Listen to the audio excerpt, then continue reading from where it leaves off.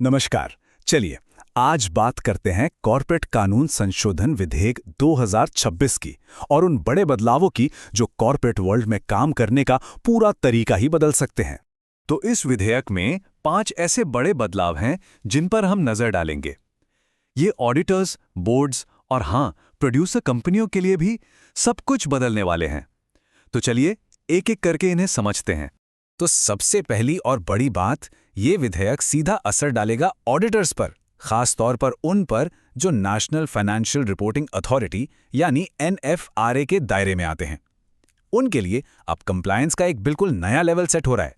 तो अब हो क्या रहा है, देखिए, नए नियम के मुताबिक ऑडिटर्स को अपनी अपॉइंटमेंट से पहले ही अपनी रजिस्ट्रेशन की सारी जानकारी देनी होगी। सिर्फ इतना ही नहीं, उन्हें समय समय पर रिटर्न भी फाइल करने होंगे। मतलब साफ है, उनके ऊपर कंप्लायंस का बोझ अब पहले से कहीं ज्यादा बढ़ने वाला है। और बात सिर्फ बोझ की नहीं है। अगर इन नियमों को मानने में कोई चूक हुई तो जुर्माना देखिए 25 लाख रुपए तक का, साथ में रोज का जुर्माना अलग। तो इससे आप अंदाजा लगा सकते हैं कि इन नए नियमों को कितनी ज्यादा गंभीरता से लिया जा रहा है। तो कुल मिलाकर इसका मतलब क्या हुआ? इसका सीधा मतलब है ऑडिटर्स पर अब और भी सख्त रेगुलेटरी कंट्रोल होगा और उनकी जवाबदेही का लेवल भी काफी ऊपर चला जाएगा। जाहिर है, इसका एक बड़ा मकसद ये भी है कि जो भी गलत ऑडिट प्रैक्टिसेस चल रही हैं उन्हें खत्म किया जाए और पूरे सिस्टम पर भरोसा मजबूत हो। अच्छा, अब आते हैं अगले पॉइंट पर। यह भी ऑडिटर से ही जुड़ा है और ये है उनकी आज़ादी, उनकी इंडिपेंडेंस को लेकर।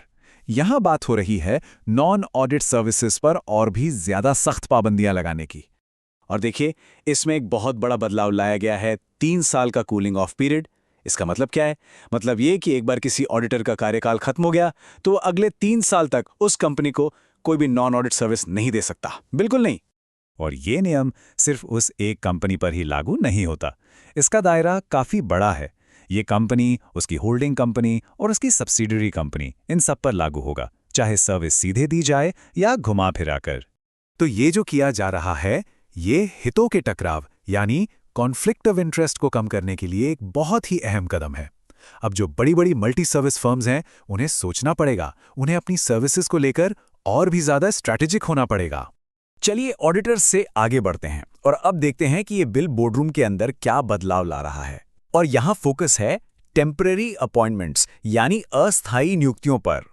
देखिए, पहले क्या होता था, एडिशनल डायरेक्टर अगली एनुअल जनरल मीटिंग तक पद पर बने रहते थे, लेकिन अब नई धारा 161 के तहत उनका कार्यकाल बहुत छोटा कर दिया गया है। अब ये या तो अगली जनरल मीटिंग तक होगा या फिर अपॉइंटमेंट से सिर्फ 3 महीने तक, इन दोनों में से जो भी पहले आ जाए। तो इसका मकसद बिल्कुल साफ है, बोर्ड में जो भी पद हैं उन्हें जल्दी से जल्दी रेगुलराइज किया जाए।